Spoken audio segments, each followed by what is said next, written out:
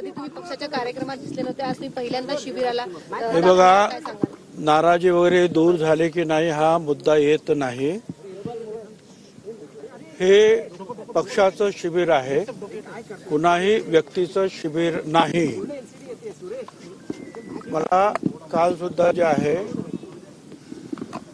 प्रफुल्लभाई पटेल हे 2 तास येऊन भेटले आणि त्यांनी सांगितलं थोडा वेळ तरी तुम्ही यायला हवं, गळ घातली। प्रांताध्यक्ष तटकरे यांनी सुद्धा फोन करून सांगितले तुम्ही थोडा वेळ तरी यायला पाहिजे, म्हणून मी आलेलो आहे। त्याचा पाहू आता काय करायचं ते। ठीक आहे, त्यांनी मला विनंती केली थोडा वेळ तरी या, मी आलेलो आहे। याचा अर्थ सगळ्या गोष्टी काही स्वच्छ झाल्या असा त्याचा अर्थ नाही। उद्या आणि आज दोन्ही दिवस असणार आहात, दोन्ही दिवस 2 दिवस आहे अधिवेशन, तुम्ही दोन्ही दिवस सर 2 दिवस पक्षाचं अधिवेशन आहे, तुम्ही दोन्ही दिवस असणार आहात। राज्यसभेवर जाणार तासांसाठी तुम्ही आलात सर, 2 दिवस आहे।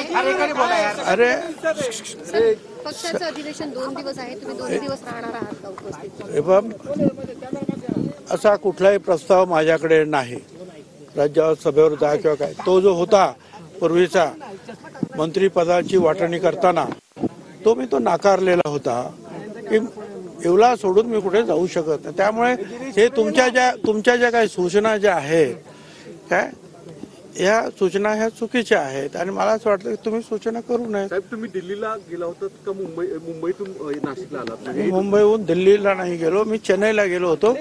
काल रात्री जे आहे समीर भाऊच्या डोळ्याचे जे आहे तिथे अपॉइंटमेंट होती। अजित पवारांनी तुमच्याशी संपर्क साधला का? तुम्ही म्हणालात की प्रफुल्ल पटेल, सुनील तटकरे, अजित पवारांनी तुम्हाला फोन केला का? सर अजित पवारांनी तुमच्याशी संपर्क साधला का? की अरे आता जाऊ तर नाही म्हणून सांगितलं ना। या पुढची वाटचाल कशी असणार आहे? कारण की समता तुमची भूमिका कधी तुम्ही स्पष्ट करणार आहात? प्रत्येक गावात आता शाखा समता परिषदेचं काम चालूच राहील। तुम्ही तुमची भूमिका कधी स्पष्ट करणार आहात? निवडणुकीमध्ये उतरणार आहे का? राजकारणात उतरणार आहे का? ते पाहू काय करायचं ते। थांबा, वेळ द्या। पक्षाच्या शिबिराला भाषण करणार आहात? भाषण करणार आहात का? संबोधणार आहात का तुम्ही? संबोधित करणार आहात? माझी तब्येत बरी नाही।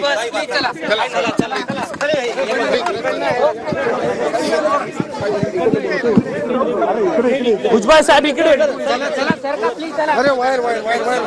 अरे काय हे रे,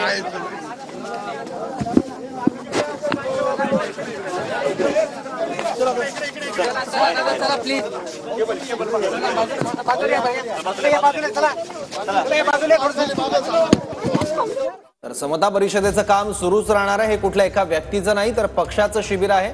तसंच अजित पवारांनी कुठलाही संपर्क साधला नाही असं छगन भुजबळ म्हणालेले आहेत।